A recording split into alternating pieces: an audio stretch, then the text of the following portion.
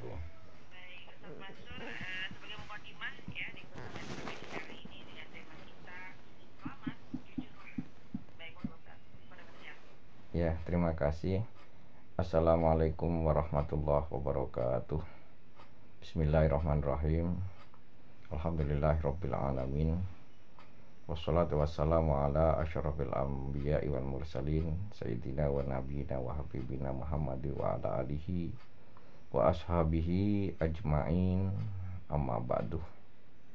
Ma'asyiral muslimin wal muslimat rahimakumullah, pendengar Radio Republik Indonesia Kediri yang berbahagia. Alhamdulillah, di pagi hari ini kita masih diberikan kesempatan oleh Allah, ditakdir oleh Allah menjadi hamba-hamba yang beriman, sehingga kita masih bisa mengikuti, menyimak kajian religi pagi di radio ini. Dan semoga ini menjadikan bagian dari bekal kita untuk hidup di dunia ini dan bekal untuk kehidupan kelak di akhirat. Amin. Salawat serta salam semoga tetap tercurahkan pada panutan kita Nabi Muhammad SAW. Semoga kita bisa mengikuti jejak beliau di dunia ini dengan mengikuti sunnah, akhlak, dan syariat beliau, serta mengikuti jejak beliau kelak menuju surga. Amin ya rabbal alamin. Ma'asyiral muslimin wal muslimat rahimakumullah. Tema di pagi hari ini adalah jujur. Intinya ingin selamat, jujurlah. Kalimat mengapa saya awali dengan ingin selamat, karena banyak orang, baik itu pribadi, keluarga, pekerjaan, perusahaan, jika sudah diawali dengan ketidakjujuran, itu banyak enggak selamatnya.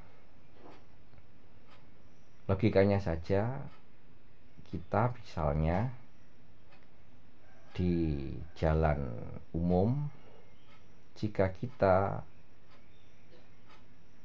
berlalu lintas tidak jujur, melanggar arus, melanggar peraturan lalu lintasnya, ada ketidakjujuran, pasti akibatnya akan ada sesuatu yang tidak selamat. Di rumah tangga, jika ada ketidakjujuran, pasti diambang kehancuran. Di masyarakat, jika ada ketidakjujuran, pasti akan mengalami nantinya ketidakpercayaan, nantinya tidak selamat juga. Begitu pula pekerjaan, jika tidak jujur, pasti akan diambang kehancuran juga, dan lain-lainnya. Dan ketika kita melihat realita, orang-orang yang tidak jujur akhirnya juga gak selamat. Mungkin sekarang ada yang sekarang mungkin di dunia ini masih selamat, tapi paling tidak pasti ada efek di keluarganya yang tidak selamat. Mungkin orang yang tidak jujur, ya semacam korupsi, masih banyak yang belum ketangkap misalnya. Karena kalau kata salah satu komedian, koruptor itu kalau sudah ketangkap, kalau belum ketangkap belum namanya koruptor, biasanya masih menjabat kan, gitu kan. Artinya meskipun dia belum ketangkap, artinya belum masuk penjara dan semacamnya, ketika tidak jujur pasti ada sesuatu yang tidak selamat, entah dari keluarganya dan lain-lainnya. Banyak ketika kita melihat perbuatan-perbuatan yang tidak jujur ini menjadikan seorang tidak selamat. Oleh karena itu Rasulullah SAW bersabda, alaikum bisidqih, wajib bagi kalian untuk berbuat jujur. Fa inna sidqah yahdi ilal bir, maka sesungguhnya kejujuran itu akan menunjukkan ke arah jalan yang baik dan selamat. Wa innal birra yahdi ilal jannah, dan bahwa kebajikan atau jalan selamat tersebut akan menunjukkan Anda menunjukkan kamu, sabda Rasul, ke surga. Sebaliknya Rasulullah juga menyampaikan wa iyyakum wal kidbah. Takutlah kalian pada perbuatan tidak jujur. Fa innal kadzibah yahdi ilal fujur. Sungguhnya perbuatan yang tidak jujur akan menunjukkan ke arah kehancuran. Wal fujur fa innal fujura yahdi ilan nar. Setelah ke arah kehancuran pasti nanti akan menunjukkan mengarahkan ke neraka. Ini sabda Rasul. Artinya konsep kita hidup ini kita awali apapun, berusaha semaksimal mungkin kita apapun itu berusaha kita jujur. Paling tidak bagaimana cara kita jujur? Rasulullah SAW itu mengingatkan kepada kita, istaftih qalbaka, mintalah fatwa kamu kepada hatimu. Ternyata ketidakjujuran itu muncul dari nafsu. Jadi muncul dari nafsu kita, nafsu-nafsu buruk, karena memang Allah mengingatkan inna nafsa la'amartum bisu, sungguhnya itu nafsu itu selalu mengajak ke arah keburukan.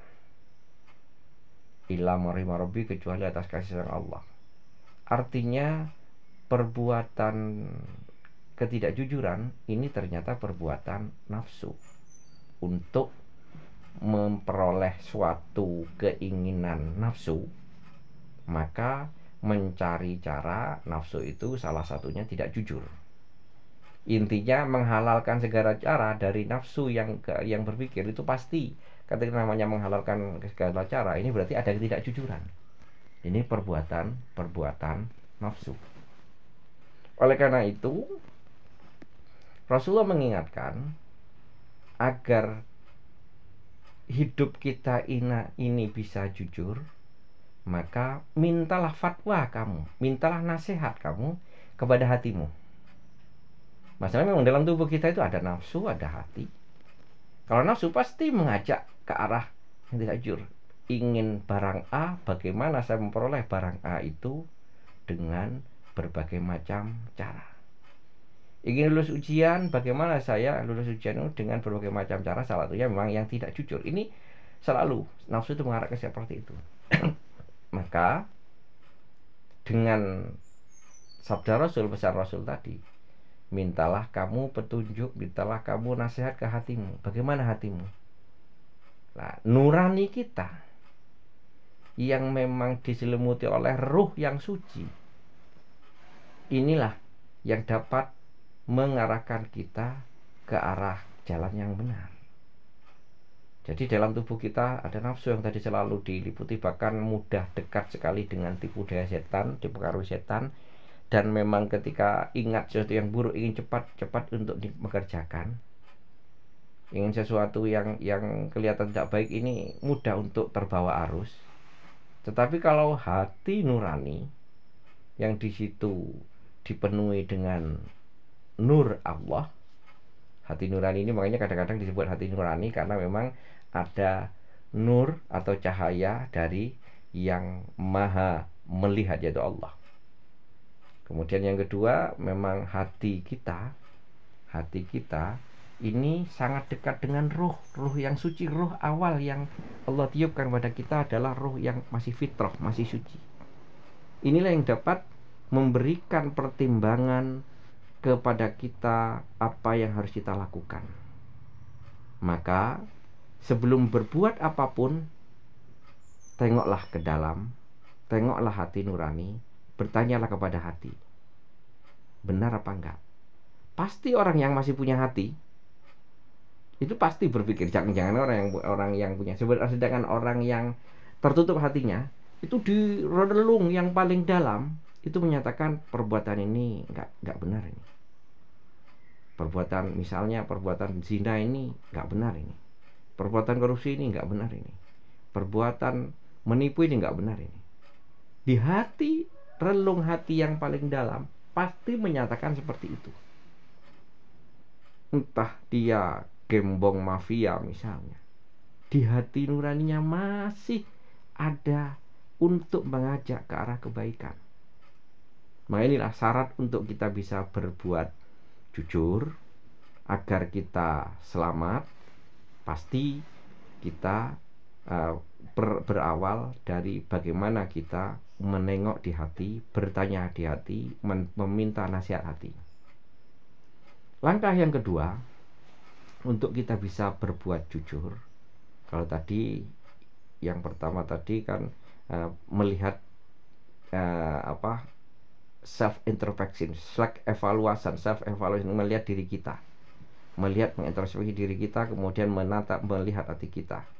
Yang kedua, faktor eksternal, sehingga Allah berfirman untuk kita jadikan pedoman, ya ayyuhalladzina amanu taqullah, wahai orang yang beriman, bertakwalah kepada Allah, wa kunu ma'as shodiqin, jadilah kalian ma'as shodiqin, selalu beserta orang-orang yang jujur.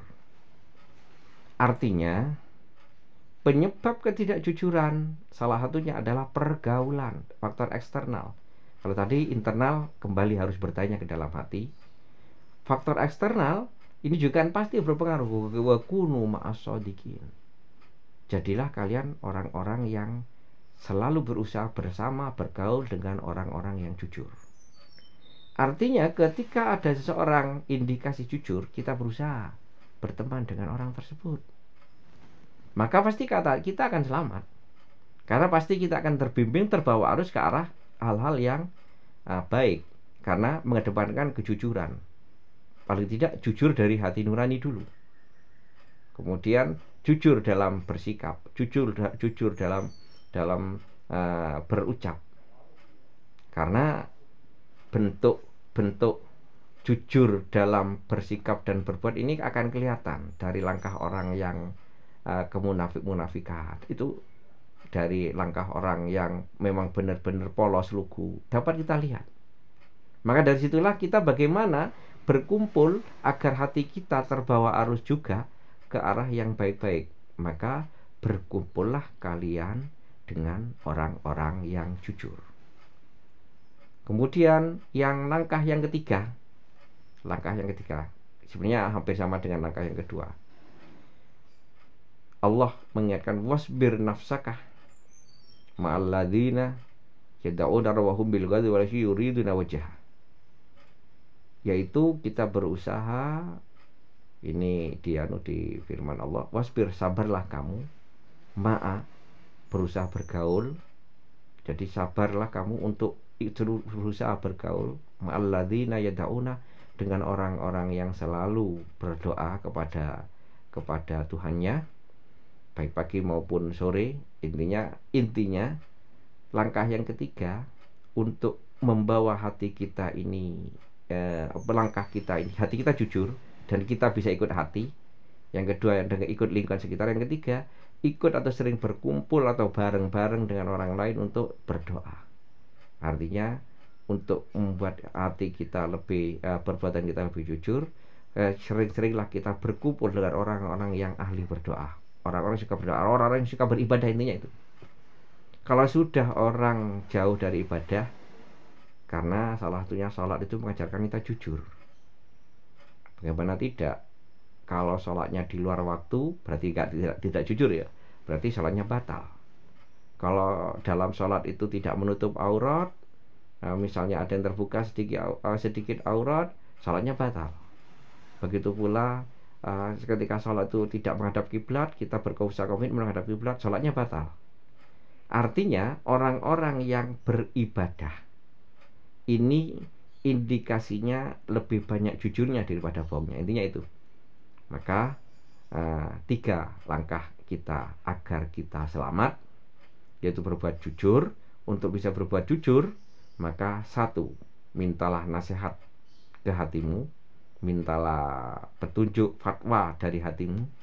Yang kedua, berkumpullah dengan orang yang indikasinya memang jujur dan dilihat dari luar secara modelnya memang orangnya lugu, kelihatan keluguannya, kita harus kumpulkan itu. Yang ketiga, berkumpullah dengan orang-orang yang suka, yang taat beribadah.